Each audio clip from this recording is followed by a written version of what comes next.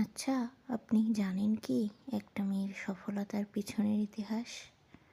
একটা মেয়ে সফল হতে গেলে কত কটূক্তির শিকার হতে হয়, আপনজনের দেওয়া অবহেলা, কত তিক্ততা, কত সম্পর্কের বিচ্ছেদ, কত পরিশ্রম, কত রাত জাগা, কত চোখের পানি, কত কষ্ট।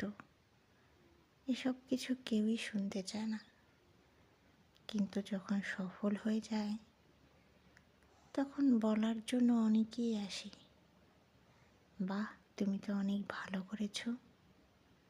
কিন্তু এই সফলতায় সফল হওয়ার জন্য সাহায্য কেউ করে না।